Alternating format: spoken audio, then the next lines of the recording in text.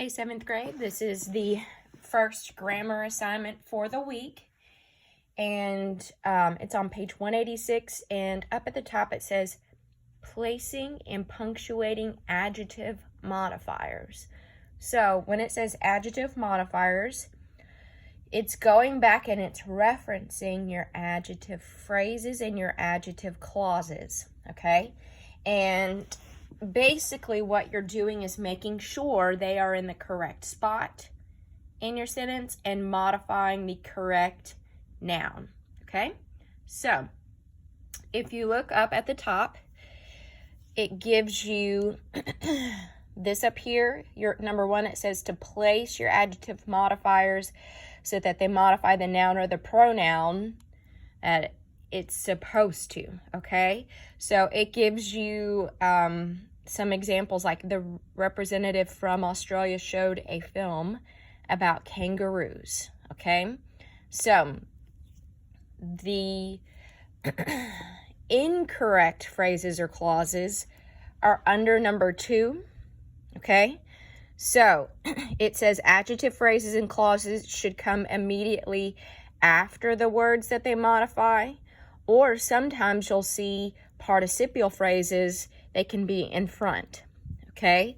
So if you look up here, here's an example of a wrong one, okay? It says, the hunter shot the deer with a red hat. Well, obviously, a deer doesn't wear a hat, a red hat. The hunter does. So you have to move that phrase, okay, your adjective phrase or your adjective clause, after the noun it modifies. So the hunter with the red hat shot the deer, okay? So that's the biggest thing, is making sure your phrase or your adjective phrase or your adjective clause is after the noun that it modifies, okay? Number 3, it talks about your participial phrases. Remember, your most common endings with those are ing and ed, okay? It says they can come immediately after the word that they modify, or they can be at the very beginning of your sentence, okay? So if you look at your first one, this one's incorrect. It says, I can see the neighbor's travel trailer looking through my window. Well, right now, the trailer's looking through the window, which is incorrect. So you need to move it so it modifies the correct pronoun, I. Looking through my window, I can see the neighbor's travel trailer, okay? So the big thing with adjective phrases and adjective clauses, they have to be either right before or right after the noun it modifies, okay? And then you'll also see under here, because you'll have an exercise with this, your dangling modifier, okay? So it says, spinning out on the last turn, the car race was lost. Well, if you look here, there's no one to spin out on the last turn.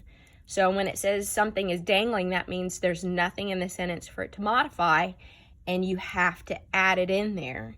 So if you look at the correct one, it says spinning out on the last turn, the favored driver, there's something it can modify, lost the car race, okay? And then the last thing, number 4, we've had this before, okay? Essential versus non-essential phrases and clauses, okay? So remember, if it's essential, that means you need it in there. If you take it out, it changes the meaning of your sentence, okay? And that equals no commas. If it's non-essential, that means you can take it out. Your sentence still says the same thing. Its meaning does not change. And that means you'll need commas. Okay? So that'll be important for exercise B. So let's start with exercise A. So this exercise has misplaced adjective phrases or misplaced adjective clauses. So what you're wanting to do is find those phrases or clauses that are out of place, circle them, and then draw an arrow to where you think it needs to go, okay? So, number 1, the moon can be fully seen on a clear night, which reflects the light of the sun. Well, night does not reflect the light of the sun. What does? The moon does. So we need to circle our misplaced clause, and it needs to modify moon. So it needs to go after moon, okay? Number 2, the small girl went to see the doctor with a broken arm. Well, the doctor does not have the broken arm. The girl does. So we need to move with the broken arm to after girl. And then number 3, Mrs. Gleason made cookies for the children with chocolate chips in them. Well, right now it's saying children have chocolate chips in them, which is incorrect. The cookies do. So we need to move with chocolate chips in them to after cookies. So you want to find your out of place phrase or clause and move it after the noun it modifies. Adjective phrases and adjective clauses always go after the noun it modifies, okay? And that's exercise A. So I'm going to move over because we have B, C, and D, okay?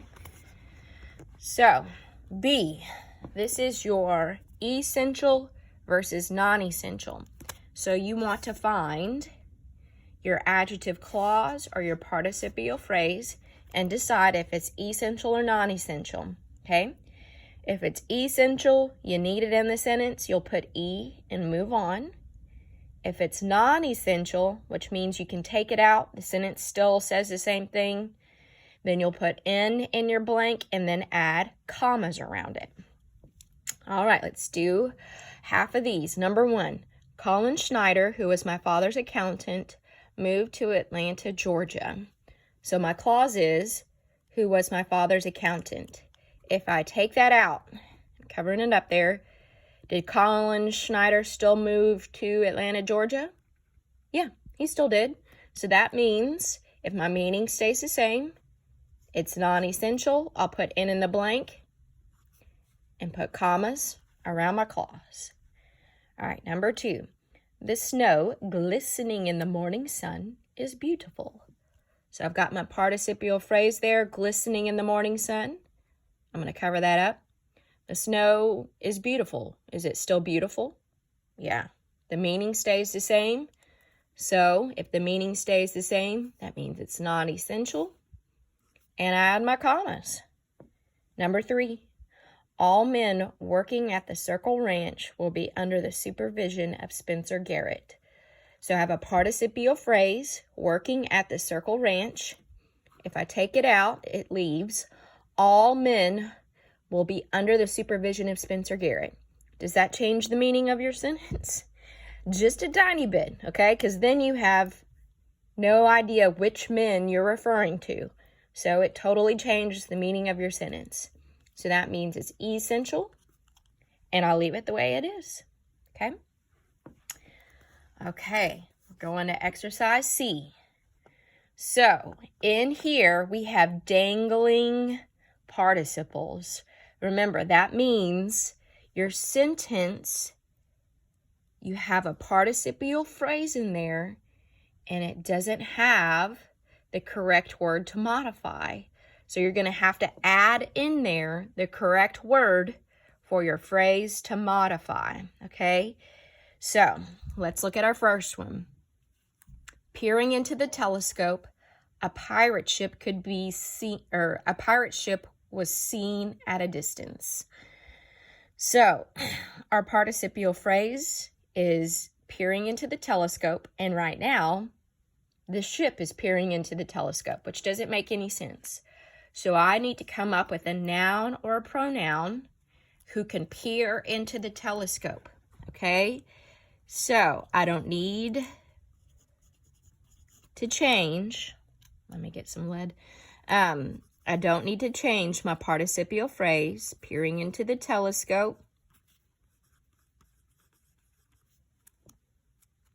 And I need to give the sentence someone to look through the telescope. So I'm going to put he. Peering into the telescope, he could see a pirate ship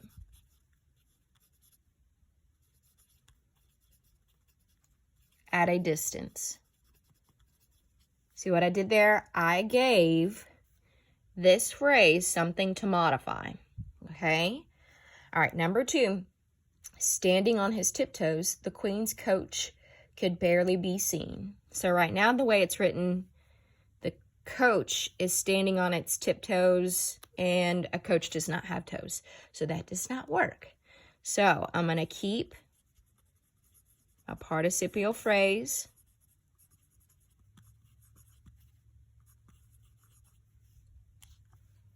And we know it has to be his, so I've got to use masculine.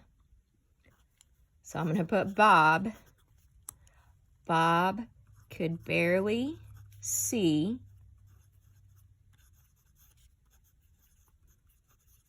the Queen's coach. Makes sense? So you have to give the phrase something to modify. Okay? So, if you look at 4, trusting God implicitly, Goliath was killed.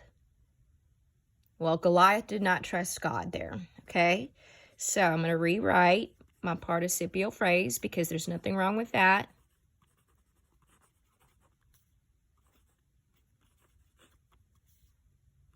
So, who killed Goliath? David. David killed Goliath. So give those phrases something to modify, okay? And our last one, exercise D, you have 2 really short sentences, and you are going to combine them using either an adjective clause or a participial phrase. That's up to you, okay? So, let's look at our first one. Pearl S. Buck won the Pulitzer Prize. She wrote The Good Earth. So, I'm going to use, I think, a clause here. So, I've got Pearl S. Buck. I'm going to use one of my relatives who won the Pulitzer Prize, comma, wrote, The Good Earth.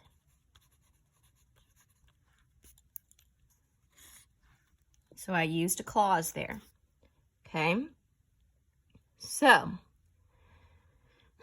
our next one, if you look, you see in there, because we've got Abraham was grinning mischievously. He was eyeing the sizzling steaks. We've got lots of INGs. So these 2 sentences make it easy to use a participial phrase because ING is one of your common endings. Okay? So I'm going to use this one here as my participial phrase. Grinning mischievously, Abraham was eyeing the sizzling steaks. So I've got a participial phrase there, and it's modifying Abraham, who was grinning. Okay? So, exercises A through D on pages 186 and 7. Your first assignment, grammar assignment for the week.